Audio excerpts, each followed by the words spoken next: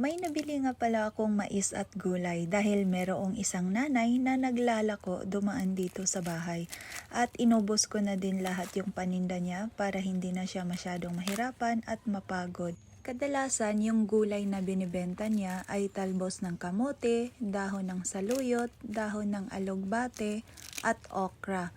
Sa ngayon, first time talaga niyang nagdala ng mais kaya inubos ko na din kasi medyo may kabigatan ang mais na dala niya. 10 piraso lang din naman ito kaya inubos ko na din. Kasi masarap din naman itong gulayin. Yung iba medyo malalambot pa, yung iba medyo matigas na. So itong medyo malalambot, ito yung gagadgarin ko para gawin nating corn soup. Ito naman yung okra na sobrang napaka-presko. Ito din yung isa sa binibenta niya.